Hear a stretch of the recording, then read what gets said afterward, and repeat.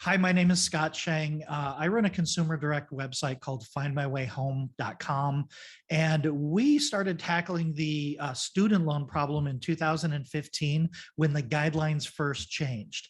Now, initially when the guidelines changed, they changed, and for every single loan program, the guidelines were different. So there was a lot of confusion in the industry. There was a lot of confusion from loan officers and consumers. Depending on which loan officer they talked to, they would get different answers about what to do with their student loans.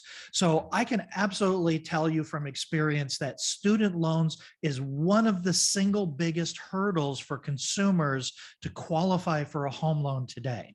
The one opportunity that consumers have to actually significantly reduce their debt load is their student loans. And almost nobody knows about this.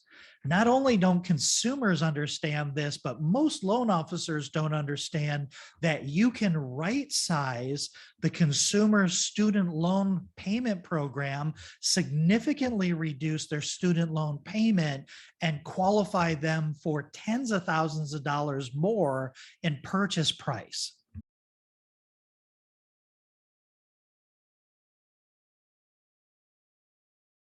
I wanted to do a YouTube video about student loans. And I invited a friend to have this conversation with on YouTube. The friend had technical difficulties, so I literally looked into the camera and rambled on for 29 minutes about all of the student loan guidelines. And this was a couple years ago, and this was back when Fannie Mae had different guidelines than Freddie Mac. Fannie Mae and Freddie Mac had different guidelines prior to that, and then they flip-flopped. FHA had different guidelines, USDA had different guidelines, and VA had different guidelines. So I spent 29 minutes explaining the difference between all of those different programs. So I ended up with a YouTube video that was a 29-minute YouTube video. I, just out of curiosity, I posted it on YouTube, and I threw some money at it. And I spent about $1,600 over a 30-day period, and we got 97,000 views on that video. And what blew my mind is that 24% of those viewers watched all 129 minutes of that video. So if that doesn't tell you how important this topic is, YouTube videos explaining these scenarios. The greatest thing about marketing this program is that each loan program still has different guidelines. So you can do an entire video on how to qualify for a Fannie Mae conventional loan if you have student loans, how to qualify for a Freddie Mac conventional loan if you have student loans. You know, even after all of the guideline changes, Fannie Mae is still the only one that will allow you to use a zero payment on an income-based repayment. Freddie Mac will not.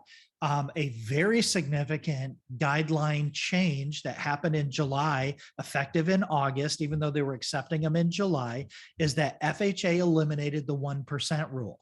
The 1% rule stated that if you were applying for an FHA loan and you had less than a fully amortized student loan payment, you had to use a calculation of 1% of the balance as their debt to income, their debt payment. So if they were on an income-based payment and their payment was only $100, but they had a $100,000 student loan, if they applied for an FHA loan and the loan officer didn't understand it, they had to use $1,000 payment when they were calculating their debt to income ratio. That consumer was told no.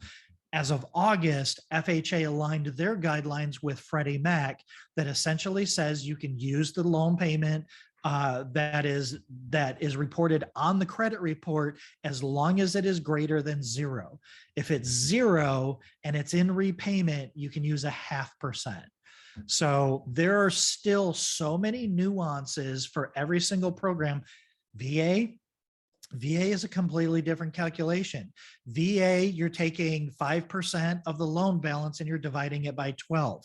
USDA is going to follow, I think USDA follows conventional Fannie Mae loan loan guidelines. I don't know if they allow zero, but there's a huge opportunity to create video content around this.